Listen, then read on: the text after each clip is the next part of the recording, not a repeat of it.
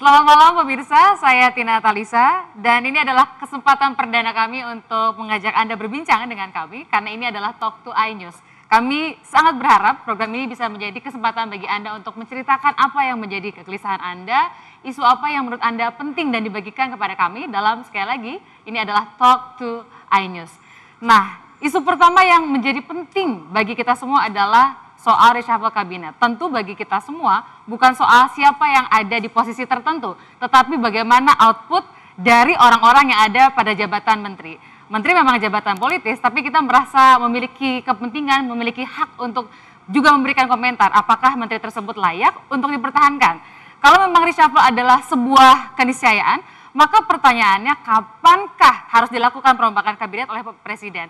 Karena memang pemerintahan baru 6 bulan saja, pemerintahan Jokowi dan JK. Jika memang harus dilakukan reshuffle, lalu siapa sajakah yang sedang menghitung hari hingga posisinya akan digantikan oleh orang lain? Kita akan mengajak Anda melihat sebuah tayangan yang mengingatkan kita bagaimana kinerja dari Kabinet Kerja Jokowi JK. Belum genap 6 bulan pemerintahan Joko Widodo dan Yusuf Kala memimpin negeri ini, ketidakpuasan atas kinerja menteri sudah menggeliat. Pasca pelantikan Kabinet Kerja pada tanggal 27 Oktober tahun 2014 lalu, tim ekonomi Jokowi mengeluarkan beberapa kebijakan yang tidak berpihak pada rakyat. Kesalahan awal yang dilakukan oleh Menteri Bidang Perekonomian adalah mengambil kebijakan untuk menetapkan harga BBM sesuai dengan harga pasar internasional.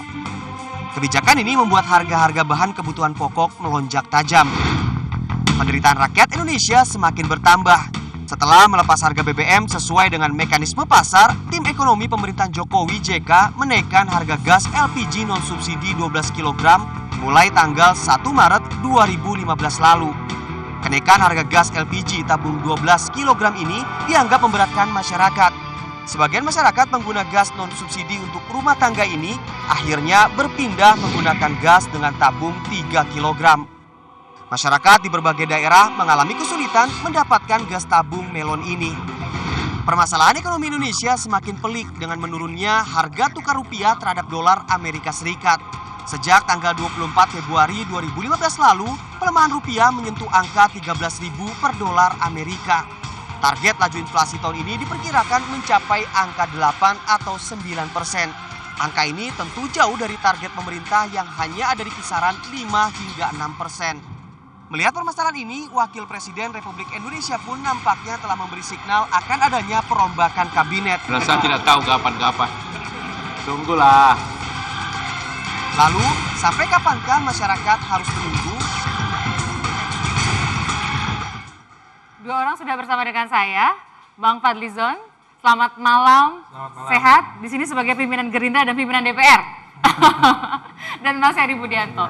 Kami perlu menyampaikan kepada Anda pemirsa bahwa sesungguhnya kami mengupayakan untuk menghadirkan wakil dari pemerintah. Kami menghubungi Menko Perekonomian Sofyan Djalil, juga mengontak Sekretaris Kabinet, kemudian dari partai pendukung pemerintah yang biasa kita kenal dengan Koalisi Indonesia Hebat, sudah dikontak Mas Pramono Anung, Mas Arya Bima, kemudian Bang Sukur Nababan, lalu dari Partai Nasdem juga dikontak Bang Akbar Faisal, tapi kita berprasangka baik bahwa beliau-beliau sedang dalam kondisi yang sibuk, entah karena reses ke dapil atau ada keperluan lain. Jadi begitu Bang Fadli, bukan nggak pengen nemuin Bang Fadli sama teman-teman dari PDIP, nggak sama sekali. Nah, bagi Bang Fadli, harusnya kapan reshuffle itu? Haruskah sekarang atau nunggu misalnya setelah Lebaran karena jangan sampai ada gejolak menjelang Ramadan dan Lebaran? Ya, saya pikir begini ya, pemerintah ini banyak keberhasilannya juga. Tapi keberhasilan yang paling besar adalah mempersulit kehidupan rakyat gitu ya.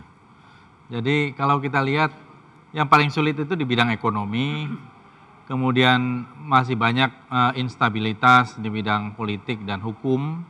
Nah, kalau mau reshuffle sebetulnya yang paling tahu momentum itu seharusnya presiden sebagai user. Kalau saya ketika itu baru sebulan pemerintahan itu saya bilang ini harus segera di reshuffle kabinet. Baru 1 bulan? Baru 1 bulan. Tapi itu nggak fair Bang, karena kan biasanya konsolidasi organisasi itu butuh 3-4 bulan. Kalau ya, 1 bulan, kalau mau lebih fair biasanya 3 bulan pertama atau 100 hari pertama orang bisa melihat oh ini merupakan refleksi atau gambaran 5 tahun ke depan akan seperti apa. Bagaimana leadershipnya, bagaimana dia menjalankan program dan seterusnya akan kelihatan. Nah, seharusnya presiden sejak awal itu betul-betul mempertimbangkan orang-orang yang terbaik di bidang masing-masing, apakah dia dari partai politik atau di luar partai politik, tetapi orang yang terbaik di bidang itu. Orang yang betul-betul menguasai medan, bukan orang yang baru belajar, ya. Dan kalau itu yang terbaik, pasti ini akan berjalan, paling tidak di kementerian yang dipimpinnya. Saya boleh catat dulu, harus orang-orang terbaik dan bukan belajar. Dalam catatan Bang Fadli, siapa yang masih belajar dan belum lulus-lulus belajar ya kira-kira? Ya, menurut saya separuh lebih itu masih belajar itu, ya, di bidangnya itu. Dan ada yang juga misplace, ya. Ada yang memang bagus, yang tepat pada bidangnya, ada juga, harus kita akui. Nah, tetapi di sebagian saya kira itu adalah orang-orang yang misplace dan bukan orang-orang yang terbaik. Ya. Bahkan menurut saya ada yang memang malah hanya bikin kisruh. Nah, dan itu menurut saya ya ada beberapa lah gitu. Ya. Jadi itu akan membuat saya kira pemerintah rugi waktu. 6 bulan itu waktu yang cukup lama loh. Rugi pemerintah, tapi yang happy oposisi dong, sehingga bisa berkilau juga di mata masyarakat. Kita ini oposisi yang rasional, ya, oposisi yang rasional, bukan emosional, oposisi yang rasional. Artinya kalau program pemerintah itu bagus kita dukung, kalau program itu merugikan rakyat baru kita koreksi. Karena kita punya komitmen agar program pemerintah itu berhasil. Karena kalau keberhasilan pemerintah berarti yang paling untung adalah rakyat. Saya pindah ke Mas Herbut dulu. Katanya 1 bulan sejak dilantik Oktober, berarti November mesti udah reshuffle. Sepakat nggak Mas? Iya, kalau dari kacamata Bang Fadli 1 bulan. Kalau kita melihat, ingin jujur ya, dari awal ketika kabinet itu diumumkan, tentu ada titik lemah gitu ya. Kalau saya menilai kriteria menteri, kalau tadi dikatakan Bang Fadli ada yang tidak tahu sama sekali menteri itu apa yang dikerjakan, menurut saya memang itu adalah kriteria menteri yang linglung. Jadi ada 3 kriteria menteri yang ada di kabinet kerja. Menteri move on, jadi ketika diangkat langsung move on, bergerak, bahkan perilaku politik di lapangan ketika menjalankan tugas-tugas pemerintahan itu kadang-kadang out of the box gitu ya. Dan di luar kebiasaan. Ada, menteri-menteri itu seperti itu ada, dan itu ternyata mendongkrak juga kinerjanya. Lalu yang kedua adalah menteri yang memiliki kriteria ABS, asal Bapak senang, latah. Karena presidennya itu sering belusukan, ikut-ikutan juga belusukan. Gitu. Yang ketiga tadi yang dikriteriakan oleh Bang Fadli, menurut saya itu menteri linglung. Sampai hari ini menteri itu tidak tahu mengerjakan apa yang harus dikerjakan. 6 bulan itu sudah sangat lama menurut saya untuk bekerja, melakukan sesuatu. Nah 3 kriteria inilah yang ada di pemerintahan saat ini. Indikasinya jadi, apa? Yang paling besar bobotnya yang move on, yang ABS atau yang linglung? Kalau kita lihat presentasi menurut saya hampir sama ya. Yang justru yang move on itu tidak banyak gitu ya.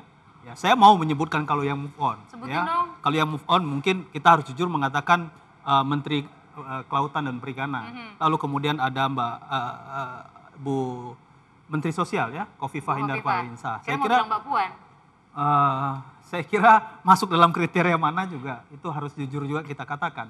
Tapi 2 menteri itu menurut saya kita rasakan juga ya pergerakannya, lalu kemudian apa yang dilakukan di kementeriannya. Ada bahkan menteri yang sama sekali kita nggak ngerti. Di era keterbukaan informasi saat ini kita nggak bisa membayangkan apa yang dilakukan oleh seorang menteri itu tidak diketahui oleh masyarakat. Menurut saya inilah ciri-ciri menteri-menteri yang tidak tahu harus mengerjakan apa, dan ke depan juga jangan-jangan ya nomenklatur yang ada di kementeriannya juga tidak paham. Tapi kan gitu. Ada juga ya kementerian-kementerian tuh yang isunya rasanya nggak deket-deket banget sama publik. Kalau Menteri SDM, Menteri Sosial dekat, tapi kalau kayak Menteri Pekerjaan Umum dan Perumahan Rakyat, bagi publik langsung kehidupan sehari-hari kan bisa kerasa bisa enggak, karena hubungannya sama infrastruktur gitu ya. Itu cukup fair nggak kalau kita melihat apa yang dilihat langsung dan itu adalah hasil kerja nyata? Tapi tanpa melihat bahwa dia punya grand design loh buat ke depan dan ini hanyalah baru permulaan. Paling tidak masyarakat tahu melalui media massa apa yang dilakukan oleh menteri. Memang menteri-menteri yang bersentuhan langsung dengan kehidupan real masyarakat itu yang dirasakan langsung. Tapi bukan berarti katakan misalnya menteri peranan wanita dan perlindungan anak juga menyangkut aspek kehidupan masyarakat gitu ya.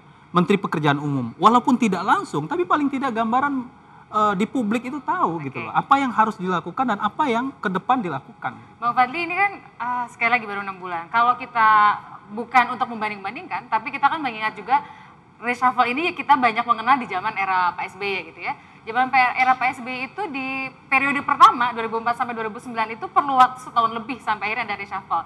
Oktober 2004 kemudian jadi reshuffle pertama Desember 2005. Lalu berikutnya baru tahun 2007. Ini belum 1 tahun loh, tapi udah nggak sabaran banget sih Bang Fadli. Bukan. Kalau saya sih mau tidak di reshuffle juga tidak ada masalah. Tapi? Karena yang akan terasa itu adalah publik. Ya. Baik. Dan untuk itu perlu ditanya kepada publik apakah puas tidak dengan kinerja pemerintahan ini, termasuk melalui menteri-menterinya. Kita akan cek ya, sepuas apa masyarakat dari hasil riset yang sudah dilakukan oleh Poltreking dan lembaga lain. Kita harus jeda dulu. Pemirsa, kami akan kembali dengan Anda. Kita akan terus menyaksikan Talk to iNews.